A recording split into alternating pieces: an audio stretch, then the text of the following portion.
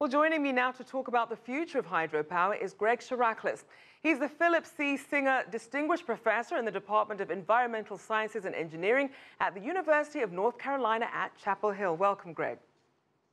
Thank you for having me. Now, it does seem that solar and wind power seem to grab all the headlines these days. So how does hydropower compare in terms of usage and popularity? Well, in terms of renewable energy, hydropower still dominates. Globally, it makes up about a quarter, 30% of all the renewable energy. In the United States, it's about half of the renewable energy, which accounts for maybe 13–14% of total generation. So it has some distinct advantages, certainly, in terms of mostly being non-polluting, in terms of few emissions. At the same time, there are a lot of impacts associated with changing downstream flow patterns, and that gives rise to some concerns. Meanwhile, solar and wind power are growing dramatically at very quick rates, but hydropower maintains a couple of advantages over solar and wind, the primary advantage being that it can be used to store power. Whereas when you're talking about solar and wind, you're talking about intermittent sources that are subject to a lot of uncertainty. Now, in terms of some of the changes that you've seen or the trends in innovation, what are the really hot topics right now in hydropower?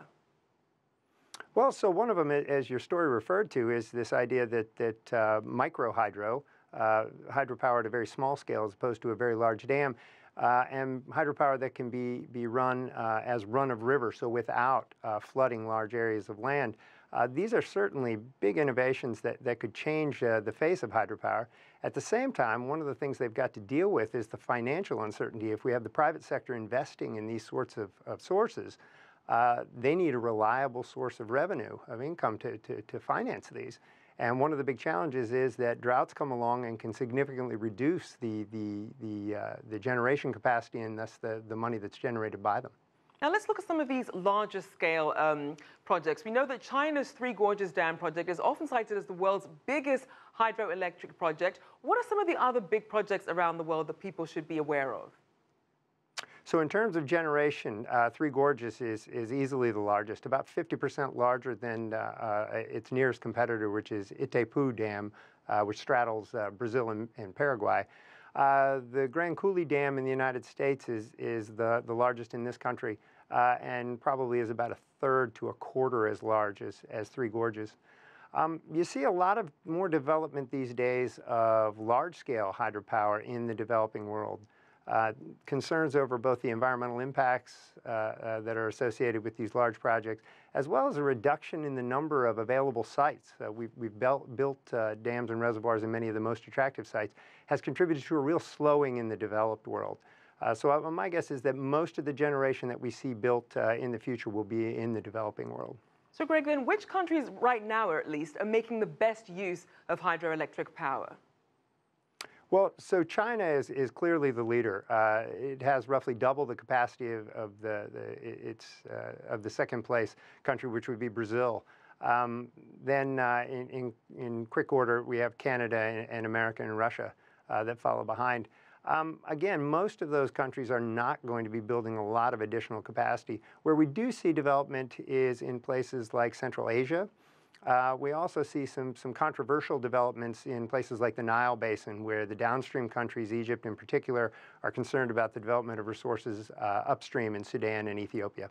And to that point, let's explore some of the trade-offs of hydropower. You touched on this, especially when it comes to environmentally, especially when it comes to the amount of land that's also needed for some of these larger scale items. How much of a concern is that? So flooding of land is one of the concerns, flooding what are potentially sensitive ecosystems. The other issue that comes up quite a bit is the change in flow patterns that a dam imposes on a system. And that can also have substantial adverse effects on downstream ecosystems.